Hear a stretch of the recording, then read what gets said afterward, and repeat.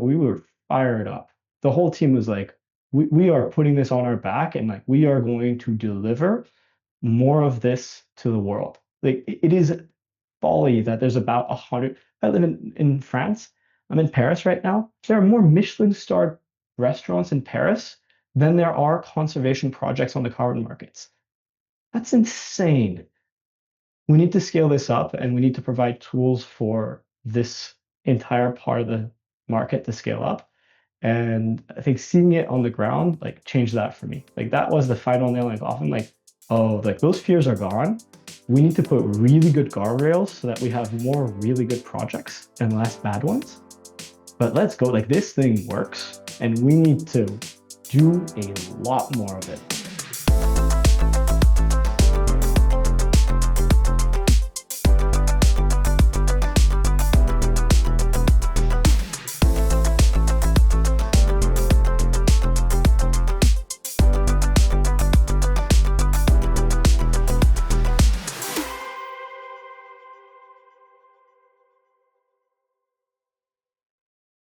So, welcome back to This Week in Carbon. I'm your host, Eddie Smith, alongside Renee Velasquez. And today, Thibault Sorret is back on the podcast, joining us for another great episode. Thibault, thanks for joining us again. It was a good discussion that we had a few weeks ago, and I'm looking forward to another good one today. So, we've got some timely stories and topics to dive into from this week. So let's just get right into it. I think first of all, yeah.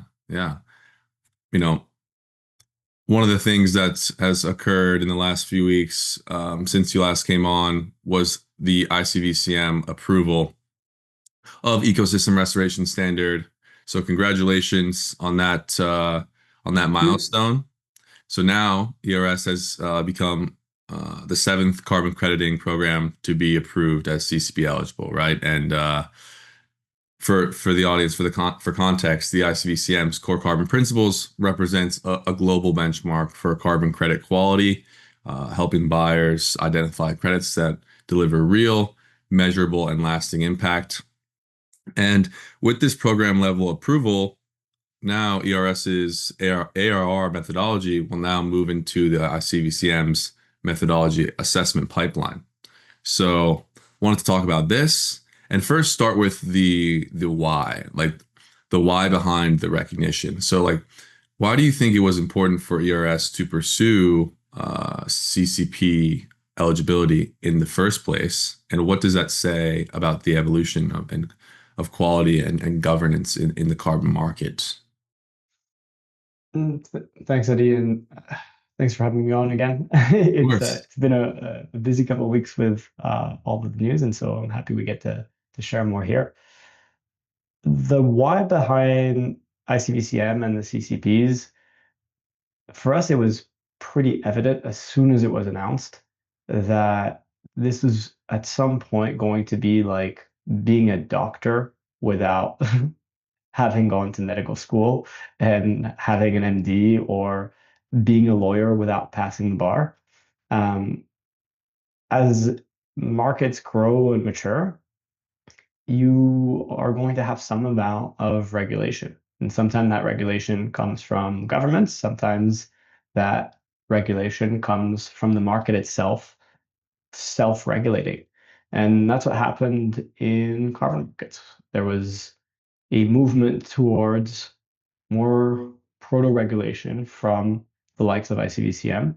And as a standard, we thought that there was going to be a divergence in the market whereby you would have standards that were CCP eligible and others that weren't, and that most buyers would end up going for the ones that were CCP eligible and driving towards that.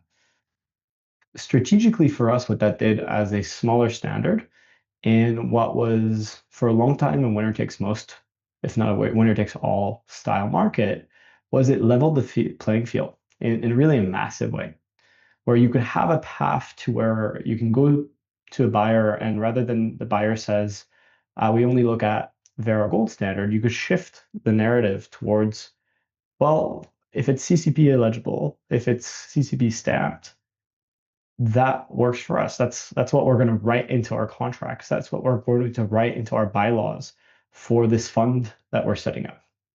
And as soon as that shift changes from a lock-in to one or two standards to anything that meets a regulatory or proto-regulatory bar is acceptable, that opens room for healthy competition to take place in the market. And it does so in a way that has guardrails. You don't want untethered competition in a market like this, especially at the part of the value chain that is meant to ensure that quality projects are generating credits. We really, really want good guardrails around that. And I think that's what ICVCM and their CCPs intended on doing. I will say it's really hard to drive consensus on something like that.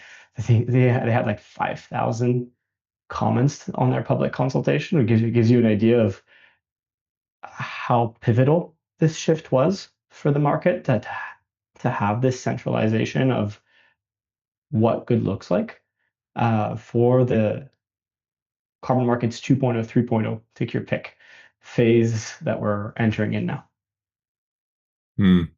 Yeah, well said. And Renee, did you have any thoughts on this and their approval? Yeah, happy to. Yeah, I mean, firstly, congratulations and welcome back, Thibault. By popular demand, you're back. And it's funny because obviously we recorded our episode, I don't know, about a month and a bit ago, and then you've been in the news and your son's been in the news regularly, so we reached out to get you back on. Yeah, I do want to comment on it. I completely agree with Thibault's assessment. Like the ICVCM needs to be applauded for creating essentially this process to effectively evaluate the various different programs on their merits, and then because they have a two-point approach, evaluate their methodologies on their merits as well and against the core carbon principles. It's a very objective process. To Thibault's point, there's a lot of opinions, but this tries to create a level of standardization that the market really needs so that we have common ground with which to basically build the foundation of this market as we move forward. It's really important to also, as this level playing field has been created, to encourage new entrants into this market, to bring a sense of innovation and difference of opinion. That's rich. We need that. All markets thrive when you have competition. The markets that are stagnant are the ones where there's lack of competition or monopolistic type of viewpoint. And look, it's because the incentives are aligned incorrectly, right? When you're entrenched as a monopoly, think of a post office, think of just bureaucracy in general. You go to the DMV to get your license renewed. Like there's a level of stasis and a lack of kind of thinking of how to improve this process because no one else is competing for your bottom line. No one's competing for your customer. So you just kind of just stay static. And it's not a criticism against the kind of the crop of the early moving standards. They innovated quite a lot and they've done a lot of the foundational work in this market, and we need to recognize that. But I do think that as organizations get older and they get bigger, that bureaucracy inevitably creeps in, and we see that with certain inefficiencies. And I think the ICVCM recognition of ERS and other emerging standards that are in that pipeline, and there's quite a deep pipeline. If you look at the actual process, you have Ser Carbono, you've got Pure Earth, you've got a number of others that are in there. I mean, isometric is also another, let's say, relatively young standard that's in there as well. And it's good. We need to see other opportunities or other choices for the inevitable or the eventual clients here, which are the projects themselves, the project developers, they're the customer. And it's really great. I think it's fantastic. And also we see innovation across the methodology stack, which I think is great. So kudos to ICVCM. Congratulations to Thibault and your team. I know it's a long process to get through that gauntlet. I think it's reflective of how expeditiously you guys achieved that in terms of how clear and how well you address the concerns or the questions at the ICVCM. I think not only is it a reflection of the quality, but also I think it's also fair to say, and I love your comment on this one, Thibault, but curious to see, your thoughts on whether you guys benefited from being effectively a new new entrant with less sort of baggage and less kind of methodologies to kind of, and processes to have to evaluate you basically from a clean slate. And I think that's good. Yeah. Thoughts, is it harder for an existing standard to kind of get through that process, do you think, or easier for a new entrant? So I'll tell you a two sides of story. a coin. Yeah, we've been around for a lot longer than most people think, because we were very quiet for a long time before the show. We're chatting a little bit about that, but we did 3 years of R&D pilot projects and consultations before we ever came out with version 1 of our standard.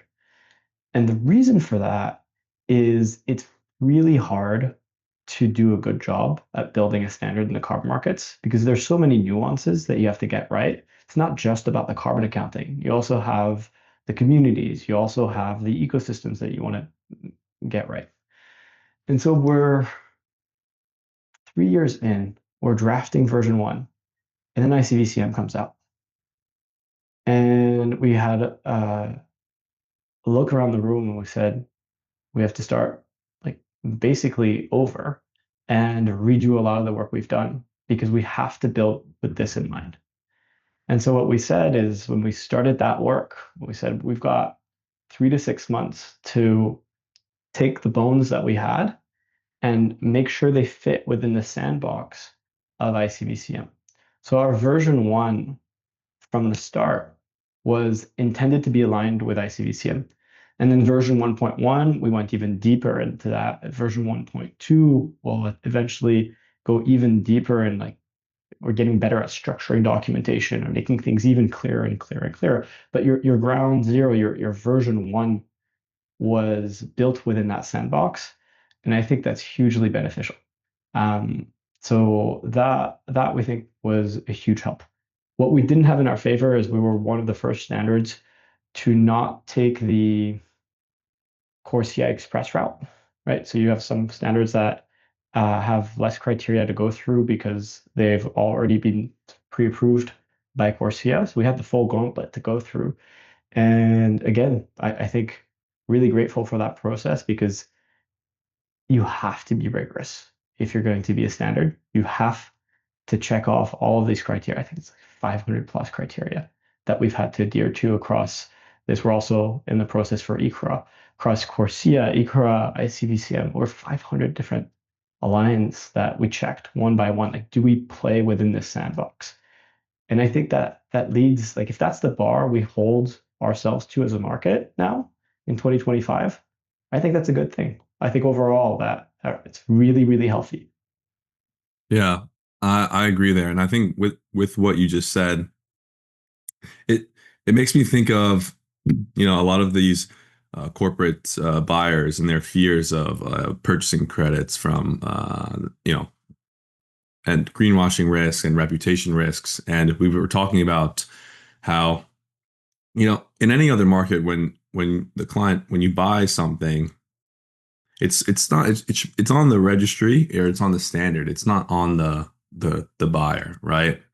So I think that kind of changes the, like, should buyers still be, fearful of, credits that are being issued on, standards that are approved by ICVCM? I think that's a good topic, discussion to be had, because arguably I don't think it's, fair to come after, corporate for buying credits from a standard, right, that's ICVCM approved, all because 5 years later something comes out, about the project, right? I mean, Renee, do you have any Can I thoughts? jump in on this grenade? Because I don't know if it's fair for Thibault to answer, but feel free to jump in, Thibault. But I will Captain America this one for you. So okay, ICVCM evaluates at the programmatic level. So they've evaluated, like you said, 7 different programs, or layman speak, standards, and then the next level is at the methodology, right? So they evaluate methodologies, and it's binary. Either methodology is approved or it's rejected, and so that then creates effectively a direction of travel for where new investment needs to go at the project level. where ICVCM stops is at that point. They're a regulator, right? They can only regulate the methodology and the program in reverse order. And so that's that. But now, to your question, Eddie, there will be projects that are implemented and they will be on a spectrum in terms of risk and quality, right? And quality is a little bit more subjective, but risk, when you look at it through the ratings lens of risk evaluation, can actually be measured. And so now you can have, and so no, corporates should not use this as an excuse. They should screen for projects that are of the highest integrity and can mitigate as many of the risks as possible. And they should distribute the risks through selection, right? They should diversify the portfolio so they don't have a concentration risk. They should diversify the standards so they don't have, again, a concentration, timing risk, pricing risk, counterparty. All of these risks needs to be assessed, but they need to take action. And then but there's so much information out there, and projects, and because the standards are becoming more sophisticated, are actually providing greater transparency every day. And especially as we move towards this digital monitoring, reporting, verification, we can have reams and reams of data that can be measured closer to, in closer time intervals than we had before. We had like a 3 years, verification cycle. And so, you could use Abatable, you could use Pachama, you could use, as RFP platforms or kind of due diligence platforms, just to name two. And then you could leverage, Calyx, Silvera, and B0 for the project level ratings. And then you can evaluate the projects that you've shortlisted and actually go and see them on the ground and evaluate the counterparties. And it's like every other financial asset, right, or intangible commodity has some level of scrutiny. Right? You don't just go, oh, because it's on NASDAQ as a listed public equity, it's a good company, right? You do some analysis, you look at the balance sheet, you screen for reputational risk, you look at analyst reports, and then you say, yeah, NVIDIA is a buy, right? Or is a sell, or is a hold, right? And so the same kind of philosophy applies with the buyer beware type of principle, but there should be a greater degree of confidence with regards to the level of scrutiny that is underpinned. So, the standards have a limitation of certain liability that they don't have the balance sheet. They're not the insurance companies that can mitigate for everything and can kind of price in that risk. But then again, you could buy policies to allay some of that risk, right? And nothing is a riskless exercise. So I think it's great having ICVCM. I think it's great having really good standards and then really great methodologies. And then you got to screen for the really great projects. And there will be projects that are not so good, right? And there will be buyers for those. And now it's just a question around what are the claims that you want to be making, right? Or your ratings agencies, coming with a maybe deleterious rating or not such a great rating is an opportunity for those projects to become better, run a tighter ship, have a greater degree of responsibility and scrutiny. So Yeah. long diatribe, but No, you're right. Exactly. It's elevates confidence in the market. But on a separate note regarding the same overall topic, I want to ask about the ARR methodology, right? So the ARR methodology is now moving into the next phase of review. Yep. So I would love to, I want to ask you, what would you be able to tell us, what that entails, and kind of, because I'm sure a lot of people, like myself, aren't truly aware of everything that goes into, the phase of review for your methodology, right? So the next steps and overall, yeah.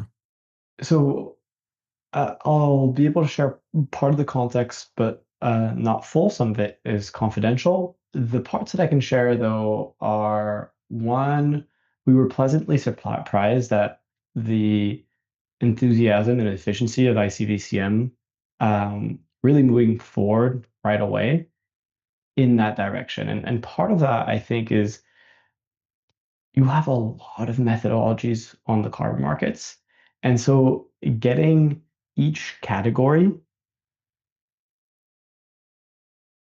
the assessment criteria they needed to make decisions about individual methodologies within that category took a long time. It was really difficult exercise. But now they've already screened VM47, for example. And we've had different rating agencies independently rate our ARR methodology M001 as equivalent or more stringent than VM47 plus Abacus plus CCD. And so when you're going to be reviewing us against those criteria, there's a precedent that you can use to say, okay, well, we've already assessed this category. These are the assessment criteria we assessed against. Let's look at this new methodology and see if it also meets these assessment criteria. But the first time you do it, the first ARR category methodology you review, you're going to have to figure out how to assess it. And that in and of itself is a really good, hard job that now has been done for more and more categories. And so I suspect that as new methodologies within categories that have already been assessed come into the assessment queue, they're going to be a little bit faster and a little bit more efficient at running through those because they know what to assess. And so that's where we are. We expect it to be relatively quick, but again, it's in ICVCM's hands at this point. But so far, we've been really been satisfied with the level of responsiveness that we've had from them, and it's really important to have a responsive accreditation body, and so we thank them for that. Yeah, awesome. Thank you for the explanation. And with that said, I want to quickly. Can I just? So I know you want to keep moving, but so I've got this kind of crude analogy, right? I hope you'll indulge me, but. So coming to the methodologies, right? I think that methodology development, and I'm oversimplifying, so I don't want to be blown up in the comments, please, because I know people are super passionate about this, and I know how much work goes into methodology development, and I'm not purporting to be an expert. So again, please allow me to kind of elaborate on a crude methodology. But I think methodology development is partly, it's mostly a science, but it's partly an art. But it's most closest corollary is essentially this, and this is the analogy. That open source software, right, is essentially publicly available source code, and it's then enables for people to build upon strong foundations and then iterate and improves the quality over time. So, you mentioned VM0047 at Vera. I know how much work has gone into making that methodology. This is countless, years and years and years of scientific consensus building to get to that stage, building upon previous models or methodologies, right? And now comes M001 from ERS, and it continuously improves. It helps to advance the ecosystem and move us forward, right? And I think that I think we see that, and we're familiar with that in the technology world, with technology, right, and open source software, and we're seeing this kind of exponential growth across artificial intelligence, and the different models and agentic kind of direction of travel right now with AI, and a lot of the really big movements happen because there's a disclosure of this information and then gets iterated and built upon by a greater populace. And I think that this kind of methodological revolution that we're seeing is built on that kind of foundation, right? Vera, for the last bit of this anecdote, Vera's methodologies were built upon old CDM methodologies in the early days and continuously improved over time. And now you have 15 years of effectively a data set, right, that can now actually help to feedback loop back into Article 6.4, right? And I wouldn't be surprised if these methodologies that the private standards have iterated and improved over time, then start making their way back into compliance systems like 6.4, and certainly the adoption, you see it through Corsia and other national systems are adopting these methodologies. Why? Because it became open source, it was used, iterated, improved, and now it just continuously it's like a feedback loop. What's your thoughts on that one? Because as a proponent, Thibault. Yeah, so I've said it before, I'll say it again. We stand on the shoulders of giants, right? Incredible amount of respect for the folks that build the CDM methodologies on which this entire market was built. I call them the OGs. Whenever I interact with anybody who's from those days, I thank them for all the foundational work they did.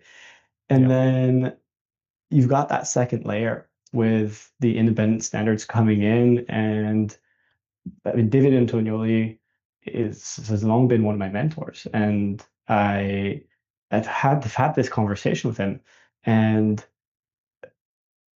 the purpose of Vera for a long time was to be this innovation sandbox where you could try out all of these new methodologies to improve the speed at which things were being built.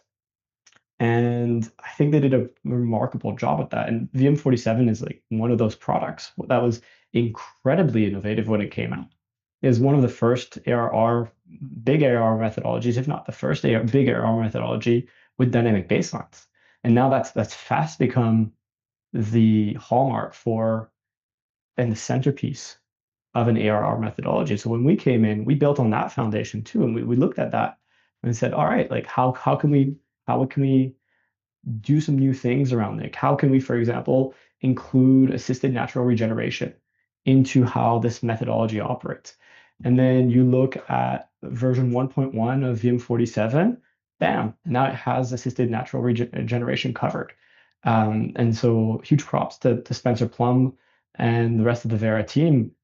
The evolution of that methodology is really positive, and I am loving this ping pong of different methodologies just leveraging each other to get better and better and better, and those cycles are getting faster. And I think we're going to take this space to stronger and stronger methodological levels that both build from first principles with the new technologies that are available on top of a really strong foundation of things that have been key to the space for a really long time.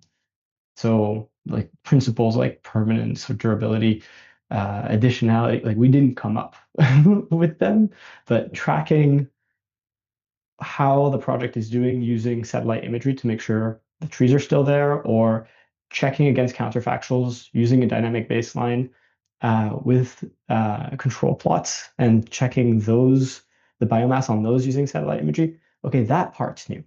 And so I think we're just building iteratively, like you said, faster and faster because of these interactions between these different methodologies and these standards. And I think that's a super healthy thing. And again, shout out to Spencer and to Vera for version 1.1 of VM47. I think it's really good. And I'm excited to keep the race going. It's going to be fun. We're releasing version 1.2 later this year of our methodology, and we've got some tricks up our sleeves too. And I'm excited to see these keep moving forward. It's going to be really healthy. It's great. Yeah. All right. So, a little sneak peek of what's to come. But speaking of building, I want to talk about ERS's expansion into forest conservation with the acquisition of Equitable Earth.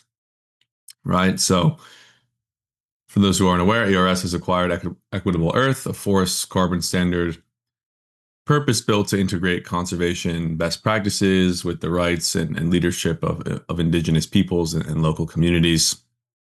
Originally developed through a coalition of over 125 experts and more than 60 organizations, including indigenous and traditional leaders.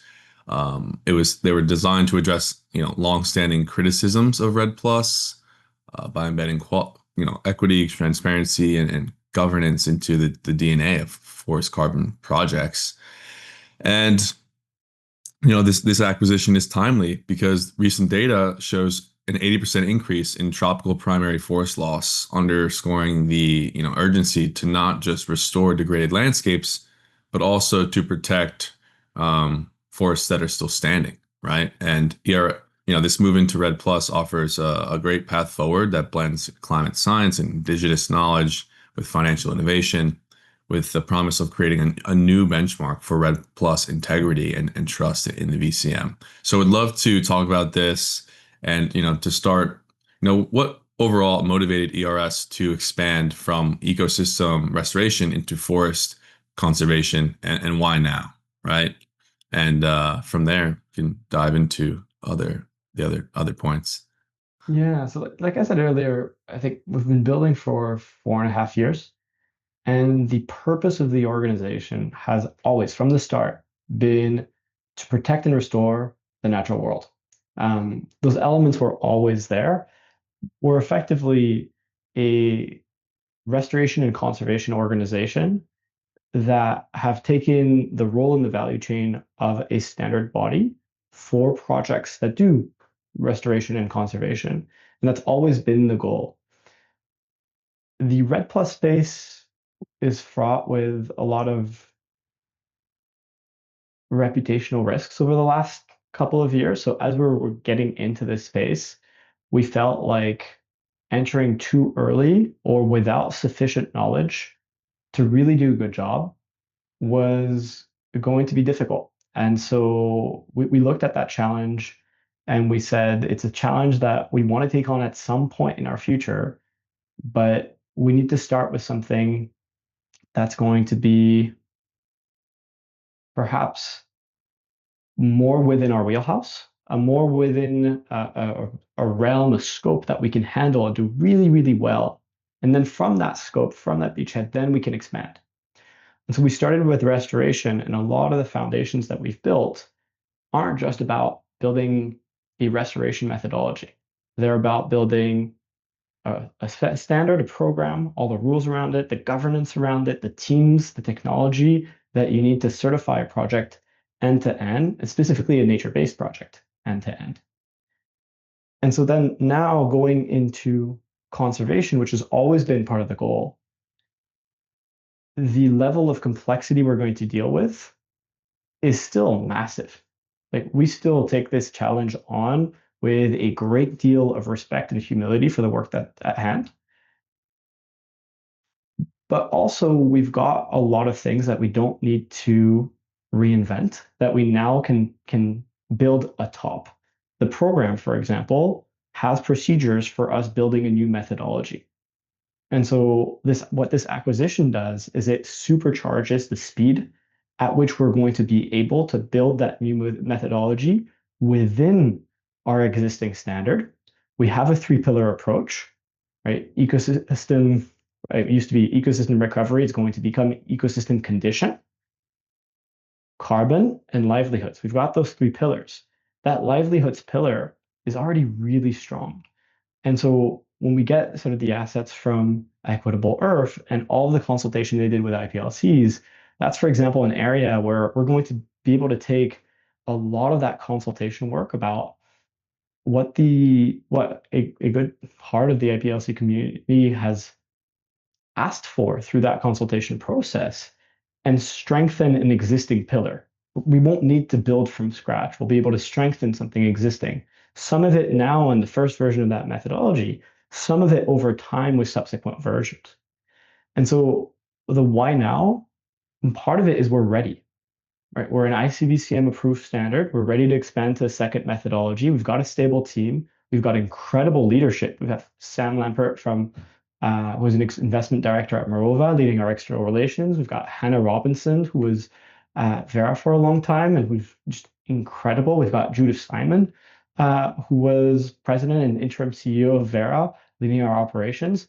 We've got a really, really strong new set of people that have come in to help our leadership team fill the gaps that we had. And so with that leadership team, with that those new sets of accreditations that we have with starting with ICVCM and more to come, and the base of documentation and infrastructure that we've already built, we felt like it was the right moment. The question that we asked ourselves is, why not later? And if you'll indulge me, I'll give you a quick story. Last year, before going to COP16, I was at a conference in Brazil, and I flew from Brazil, from Sao Paulo to Cali in Colombia. And through that flight, I flew over what I distinctly remember being the Amazon rainforest. As a kid, there's those maps there. And I used to have a globe and I used to look at it all the time. And I started tearing up because all I was seeing was ag. Like the forest that I knew in my lifetime, and I'm not that old, gone. And that really struck me. Like I was looking at pieces of land and running the math in my head, and I was like, all of the restoration projects, as important as they are, will never make up for the pace of deforestation we're experiencing right now. It is bonkers how much forest we lose.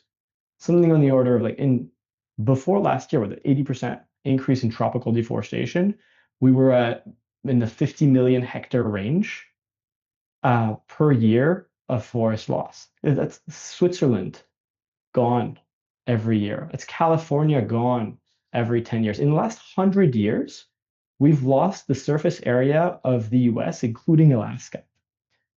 Those last 100 years is as much deforestation as we've experienced in the previous 10,000.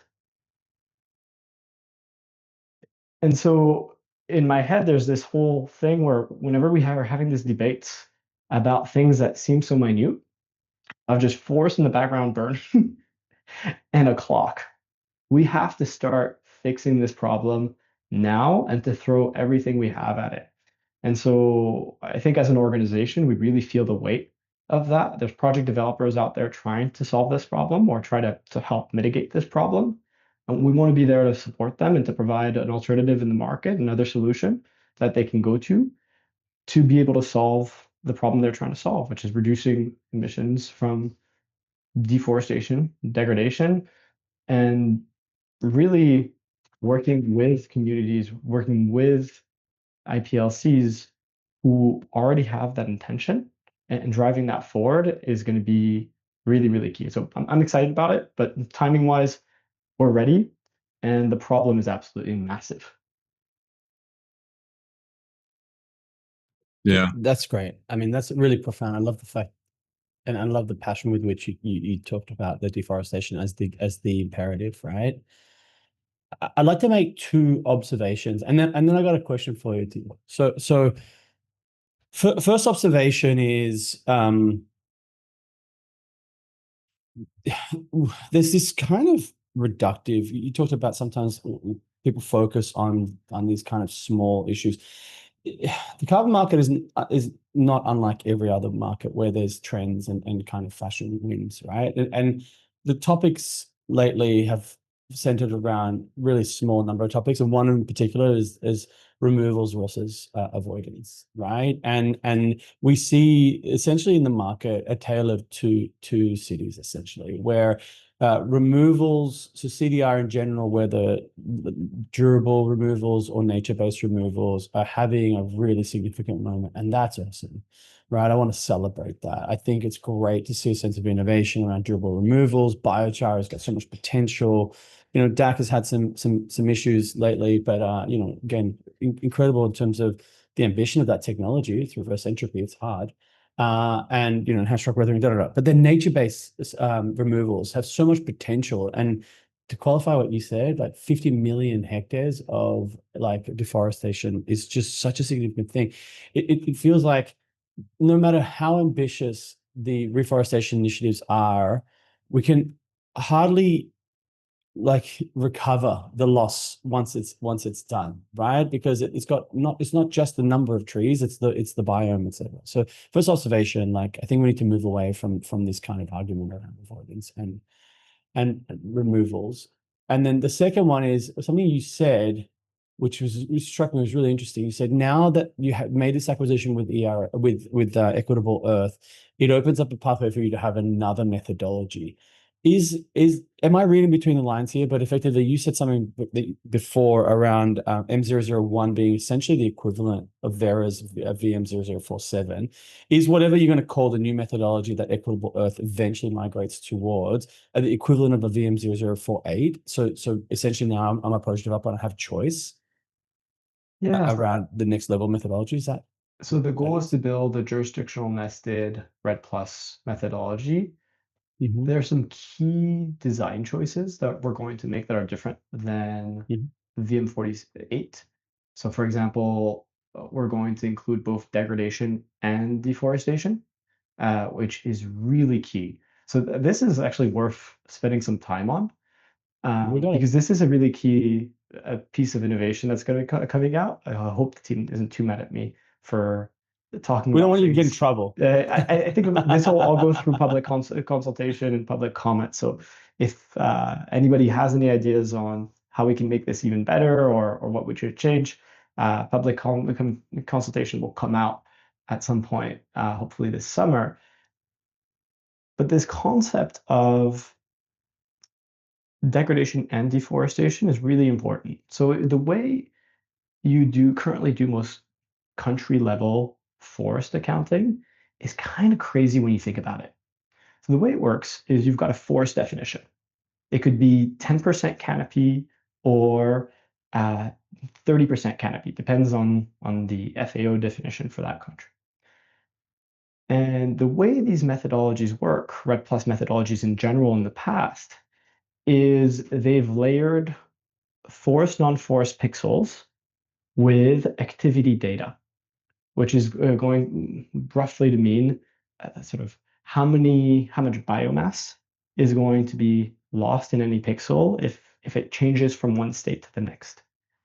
But if you take a second to think about that a little bit longer, if you have a pixel that had 100% forest and now has 31% forest, and the forest definition was 30% forest cover, the current system still views that as forest. And so as a project developer, you're not going to get anything for that if you've avoided deforestation there. Only once you pass the threshold at 29, now it's considered non-forest. Okay, that threshold's been passed.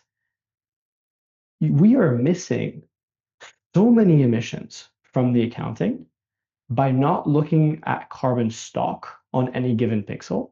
And this is through the fault of nobody in particular. We just didn't have the technology to be able to assess on a regular basis at a good enough accuracy what the carbon stocks in a forest were at the scale of a jurisdiction on a yearly basis. It just wasn't possible before the last couple of years. But now we can do that. And so that's going to be a really, really interesting piece of it, is how the carbon accounting changes when you're able to factor the fact that a forest that's gone from 100% forest cover down to 40 still has lost forest. It's not a binary, it's a continuum of loss.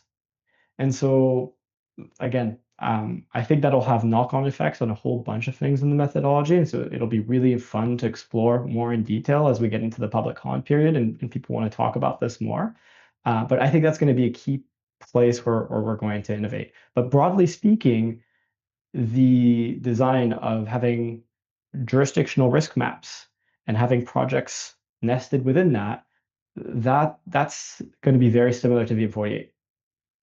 Cool. But I love that. So you just took us full circle back to this kind of foundational layer and then building upon that, iterating and innovating is because that's how systems work, right? We recognize over time that the system or the product wasn't great, and we continuously improve it over time, and that's progress. And so I think I like that. That's great. So congrats again on the acquisition. I know a lot of the folks that were behind that standard in terms of Equitable Earth, incredibly passionate, incredibly diligent, and you highlighted the engagement with the IPLCs, and it's just like, it's so significant, and it's great just again to have a choice if you're a project developer to where you want to register your projects. And now the final thing I'd say is I'd encourage buyers to now start to recognize the direction of the ICVCM and the work of emerging standards, right? And then start to change internal processes and have just imagination to say we include more than just the 1 or 2 standards, right? There are 7 now approved at CVCM. There's a cadre of other really excellent standards that are in that pipeline. And I hope that within the next 2 to 3 years, we have 20 plus choices, right? And now we have effectively an arms race akin to what happens in other technology circles. Like look at what's happening in AI. It's not just dominated by 1 or 2. Yeah. It's an arms race, and they're all competing for literally for turf on this kind of like I said, continuum. And it's great because it creates innovation. And yes, it just creates incentives to invest. And what we need is to harness that capital market, that innovation kind of like paradigm shift to restoring our natural ecosystems. It's really such an important, pivotal, like foundational element for our species and others to survive. It's huge. Before, I know we're going to move on to another topic, but can I share one quick story before we move on? Yeah, man, it's a podcast. Let's go. Yeah. So you asked earlier, like, why now? And we had traveled on parallel paths with Equitable Earth for a while. And pretty early on, we had contacted them saying, like, we've got this intention of moving into conservation. It'd be great if we could collaborate on it. Looks like we're trying to build similar things. And as we got to know them better, as we got to know this coalition of actors better, it became clear to us that not only were we aligned directionally, but like the intent was to give it to another actor to run it, because some of the people involved were conflicted and were project developers, and there's no room for a project developer running a standard that doesn't make any sense. And I think that the turning point for a lot of the discussions for us, because you're in this market and you start to build relationships, but you always have this nagging voice at the back of your head, which is like, what if all the scandals were right? Like, what if there's really something really fundamentally wrong with these things? So as part of the due diligence, we went to site visits. We went to the field. And like, I'm going to try not to tear up as I say this, but like, blown away. Like, I put on LinkedIn, I didn't make good on that promise. I said I was going to post about all the site visits I was doing this year, but like, I've been on dozens of site visits to projects over the last 4 years. Never seen anything like this. Like 500 people employed by the project, 100 plus rangers. And I had this amorphous fear that there wasn't any real risk, that somehow there was like, this was all a scam, and there wasn't a real risk, and the project developer was earning credits despite the forest being like intact, regardless of whether they did any work. And we show up, and that you see a live screen in the rangers operating room with teams of rangers picking up snares, and in real time you see the photos of the snares come back, and you like, I asked, like, dumb question, this is a conservation project, why are there snares here? And I look at you puzzled, like, this is the only place where you still have animals. All of the wildlife outside the project area decimated. All the trees outside the project area gone. We went up in a gyrocopter. There's a hard boundary where the two pieces outside the project and inside the project area used to both be the same amount of forest. Now you've got one that's bare soil, and on the project side you still have forest. Last year they stopped 48 fires in the forest area, in the project area. And you're like, oh wait, this is a frontline. And then you start to wonder, like, what happens when the project stops? Will it all just go away? And so then you meet the guy who's in charge of a program for climate smart agriculture, because it's very complicated stories around the people who live in a landscape, but many of them were pastoralists and have had to change to agriculture and didn't ancestrally have a lot of cultural knowledge on how to do agriculture. So there's a lot of slash and burn. You see a whole program for implementing agroforestry where now, okay, their yields are going way up, and so they have less of a dependency on slash and burn in and around the project area. Okay, so long term, if that gets implemented at a wide enough scale, then you're reducing the drivers of degradation, which would have affected the project in the first place. And you start to see all of these pieces come together. It's one of those things, like a 2D lesson versus a 3D lesson. It's like reading the PDD and going there, completely different experience. Like, they talk about the same things, but until you live it, until you go to a project and you get it, oh man, if we could just send anybody who has these concerns to good projects. There's definitely bad projects out there. I don't want to negate that, but there are some projects doing some incredible work. And coming back to that, man, we were fired up. The whole team was like, we are putting this on our back, and like, we are going to deliver more of this to the world. Like, it is folly that there's about 100. I live in France. I'm in Paris right now. There are more Michelin-starred restaurants in Paris than there are conservation projects on the carbon markets. That's insane. We need to scale this up, and we need to provide tools for this entire part of the market to scale up. And I think seeing it on the ground, like, changed that for me. Like, that was the final nail in the coffin. Like, oh, like, those fears are gone. We need to put really good guardrails so that we have more really good projects and less bad ones. But let's go. Like, this thing works. and we need to do a lot more of it. Yeah, certainly. Lo- Really, really great story. Thank you so much for telling us your perspective. And I completely agree. Like I went on my first project site visit earlier in November. And I told Renee, I was like, I really want to just go out there and see it because I know it's going to be such a different experience, versus sitting on my desk and crunching like numbers in Excel and putting together presentations. I need to like feel it. I need to see it. I need to talk to the people on the ground. And when you talk to those communities, they're like, yeah, we can't predict the rain anymore. Like it's too dry. Like there's been such long-term drought. You see the impacts of climate change like affecting their life. And here we are in, the global north are, talking about AC on where it's all theoretical for us, and they're like, Def- like the way we experience climate change is this IPCC report is scary for my children. The way you go to a yeah, site visit, and they're like, we haven't had rain in the last 2 years. And you're like, oh, that is a very different reality. yeah, Very no, different. exactly. It's mind blowing. Yeah. Renee, did you have any thoughts on that before we jump into? No, I mean, nothing beats it, experience is the best teacher in life. And I've had this now sort of recognition. Yeah, I've been really fortunate in my life, right? And we talk about global north, right? And global north, developed countries, just we have resiliency in the system, right? And so we're very, very fortunate, and we tend to complain around little kind of things that are effectively trivial in the grand scheme of things. If your family is starving because you can't grow crops, it's not raining, like that's an existential threat. But yeah, the realization I've had in addition to that is, accidentally, like I built a production company with Carbon Exposure Project. I remember talking to Thibault in the early days, like, dude, this is costing me a fortune, and I'm doing it as a bit of a passion project, as a kind of a counter to the narrative that was destroying a market that I loved.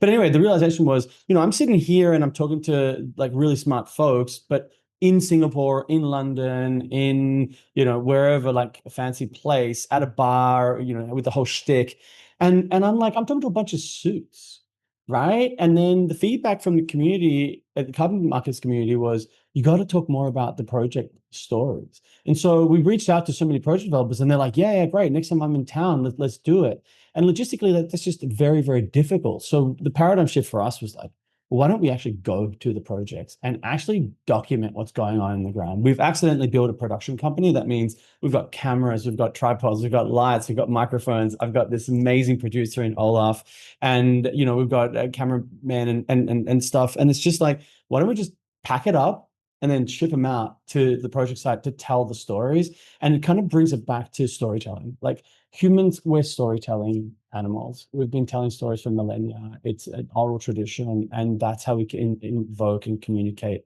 emotions. And so the next evolution for us at Carbon Exposure is going to be leveraging these storytelling opportunities and talking about the impact that happens on the ground. And I think that could actually be really beneficial for project developers in particular, to then have that level of resonance and connection with the buyers. And for the buyers, it's another way of, okay, we conducted this site visit, but not everyone in management or everyone in terms of the internal stakeholders, employees, got to go. So now we have some content that we can distribute internally to tell the story as to why we're choosing to engage in carbon markets as a core pillar of our decarbonization strategy. And it's not either or. The corporates will still try to decarbonize internally. Now they have an internal carbon price. They invest in carbon projects. They engage with those communities that they serve or within their supply chain, right? They have this really stringent quality, et cetera, et cetera. And it's improving livelihoods across the world. And so, yeah, basically the summary is, if you can't get there, the next best thing is to watch a documentary or a story about it, because it'll give you that energy that you need to kind of keep moving forward. Sorry, Eddie, I know we went on a massive side quest there. I'll get No, you back to certainly. your rapid fire questions. No, it's good, and thank you for sharing. I think it's been really great discussion so far. But moving on to more of market stories from this past week. I do want to just touch on a few if we have time. Maybe Yeah, some sure. rapid fire. But speaking of a country that has a significant, a good amount of Amazon rainforest and a significant amount of carbon projects. I want to talk about Colombia for a second, right? And on Wednesday, the Colombian Congress established a temporary committee to examine the current state risks and opportunities of the voluntary and compliance carbon market regulations in the country. As we know, Colombia and Latin America as a whole has a robust carbon market ecosystem, right? And the who was it? The Congressman Juan Espinal, right? He said, "We cannot, under any circumstances, allow this market to be nationalized."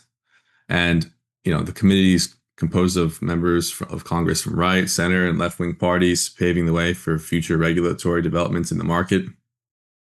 But I just find it interesting, and it kind of sparks a lot of topics in my head about basically markets in developing nations or in Latin American nations, because I did research on electricity markets in Brazil during my master's degree, and those markets are state owned, right? These are nationalized markets, and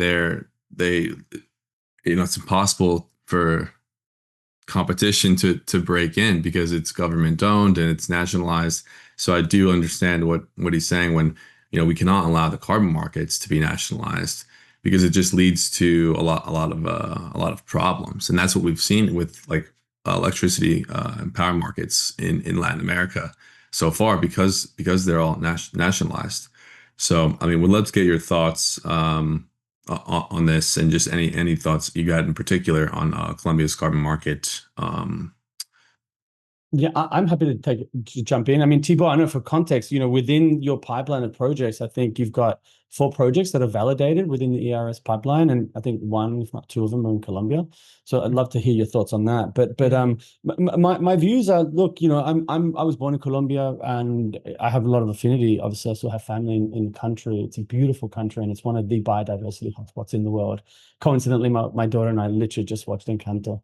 And I was telling her about that, but in particular the biodiversity. Like, Colombia is one of the bird watching hotspots of the world. So like the other Amazon countries, they have such an incredible wealth of natural resources and nature in their country. I think the comment, you're absolutely correct. I listened to a little bit of the government sort of channel on this to hear these kind of comments in anticipation for this podcast. And basically, yeah, I think it's a concern about government overreach in carbon markets. Essentially, it's an opposition around having government control of owning and approving or controlling credit issuance, sales and pricing. Essentially stifles that level of innovation, and also could scare away effectively foreign investors or buyers from these markets. And I think that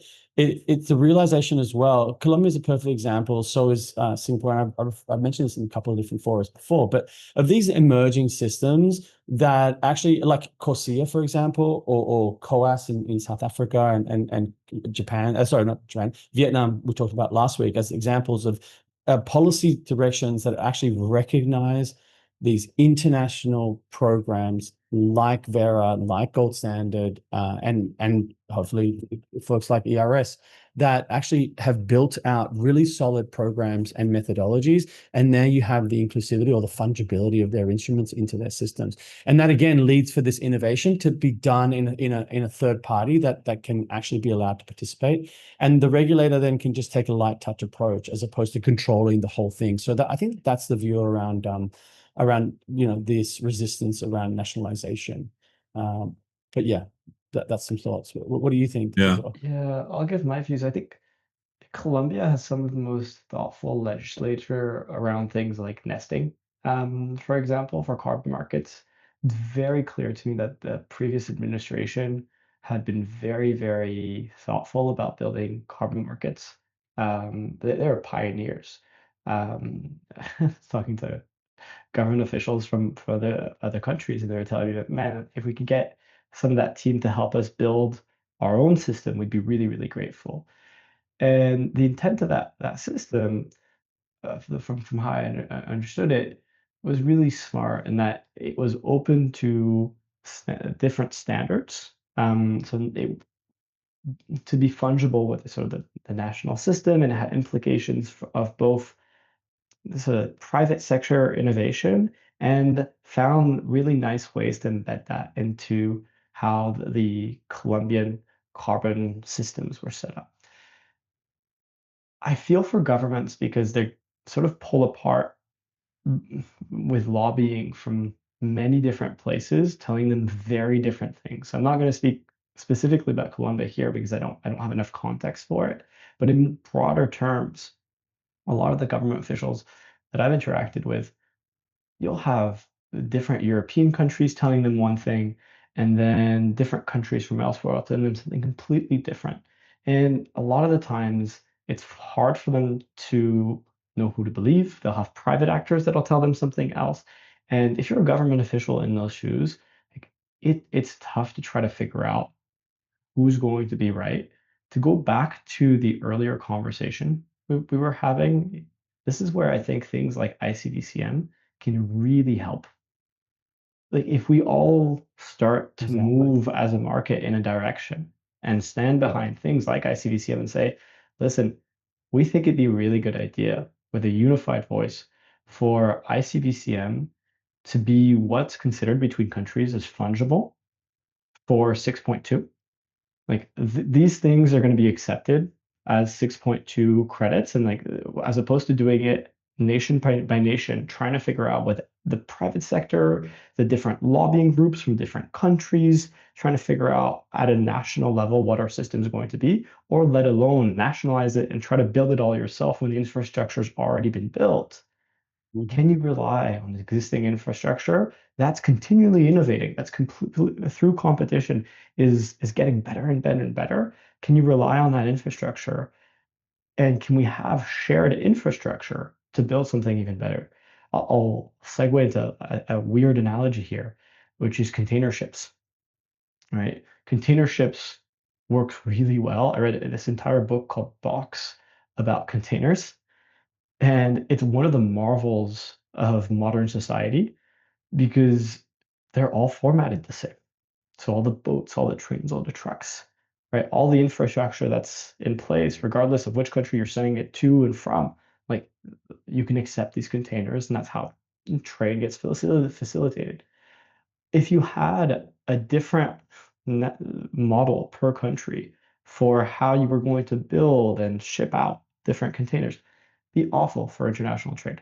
And so to bring it back to really basic sort of level, that's how my mind simplifies it, is like, can we get to a place where we push out to the government community and those proponents a single narrative where we say, let's build something that's interoperable, where we can have 6.2 markets from different countries talking to each other through the language of ICVCM, CCP standards and methodologies to be able to grow the whole pie. That'd be wonderful. And then on the government side, to limit complexity with different stakeholders telling them different things, and without having to nationalize and build infrastructure that, frankly speaking, already exists in many cases elsewhere. Yeah, and that creates a level of efficiency. I like that. Yeah, super well said. And thank you guys for sharing your opinions. I think it's been a really great discussion so far. I mean, I want to be Do we have conscious. time for another? Do we have time for one more rapid fire one? I'm keen to see what you got on up your sleeve here.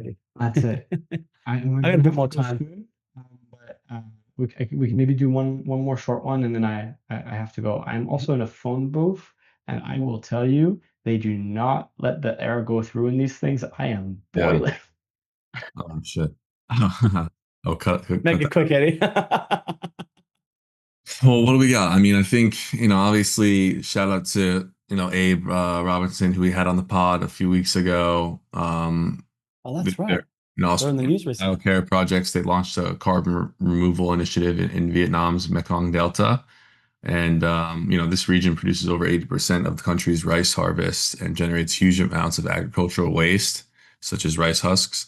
So, this initiative will use the biomass, which is either burned or left to naturally decompose, and convert it into biochar. So their partners include the Australian Department of Foreign Affairs and Trade, Energy Link Services, the University of Adelaide, and Ho Chi Minh City University of Technology.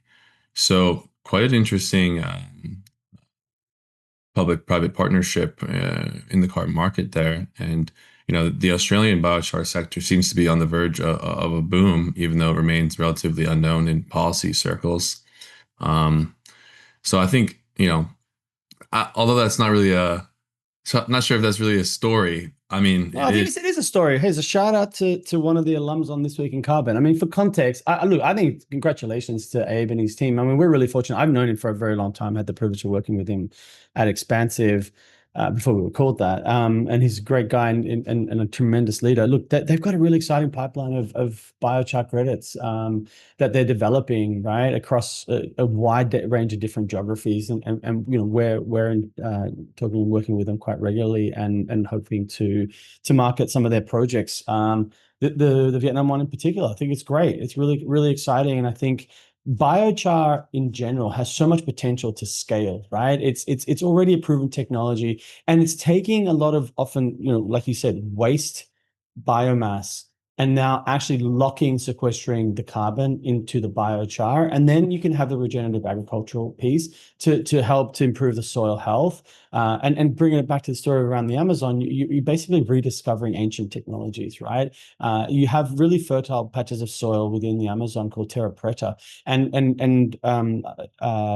anthropologists have discovered that's made up of effectively the carbon being locked into the soils from biochar, pottery, fish bones, a bunch of other cool stuff that's mixed in with the dirt to actually give it more fertility. And it actually permeates much, much deeper levels than the topsoil that in the rainforest. And one of the key aspects of reforestation, I'm trying to tie these various different stories together, that occurs in the Amazon is when you slash and burn rainforest, the topsoil is healthy, but everything below that is essentially muddy or not very sort of nutrient rich soil. So it's really, really difficult to reestablish the rootstocks there again. And so you need to actually have the active engagement, or ancient peoples did this with terra preta. I think if we can combine both again and do this at scale, it'd be really wonderful to see. So kudos to Abe, kudos to the biochar sort of fraternity in our market, and hopefully we can see more and more investment across that and nature-based solutions. Yeah. I don't know. Thibault, if you have any last thoughts or opinions. So I'm excited about the sort of where some of these projects are taking place, right? Like you look at Vietnam, and like just a few weeks ago, announcing huge things around their national carbon markets. Then you have sort of supply chains getting built too, and these are not small scale biochar projects, right? Like these are scaling up in terms of capacity. I think we're entering sort of a new era, and we're seeing real leadership from the Asian region as a whole, the Asia Pacific region as a whole, and we're seeing things start to scale in some of these countries in a way that we hadn't before. Like there are not that many large scale biochar projects in the world. It's really cool to see them popping up in places like Vietnam that are also having the leadership of setting up sort of national frameworks that are increasingly clear. You're starting to see a maturation of these carbon markets and of their supply chains. So I think it's awesome. Yeah. Across the board. All right. Yeah. Well, look, thanks again for joining. I don't want to keep you too long in the without oxygen in the hot box. In the hot box. Yeah. So really appreciate you coming back on, and it was a really great discussion. And thank you. Thanks, Thibault. Yeah. You can. Thank you both. Yeah. Congrats on the success, man. Thank you for the passion. We love it, and wish you and your team continued success. We wish everybody in this market continued success. Thank you for building this platform. It's hey man, everyone's invited. It's if you think of other people that want to jump on this, we want to have a really diverse group of participants, and Eddie's doing a great job of hosting and inviting and queuing up guests, and I just turn up and provide color. It's a real thing. Fun gig. All right, guys, it's late for me as well. I've got another call to jump on, but hey, Eddie, thanks again. Thanks, Thibault. Appreciate it. Yeah. Thank you, guys. Bye. See you around the audience. Thanks for tuning in to This Week in Carbon. Be sure to follow us on LinkedIn and check it out on YouTube. And until, we'll catch you next week. Until then, see you around. We'll be on next week? Yeah, we're on next week. We'll be skipping the week of July 4th. Yep. But we'll be on next week. We've got some good guests. Cool. And yeah, so catch you next week, Eddie. Thank you guys.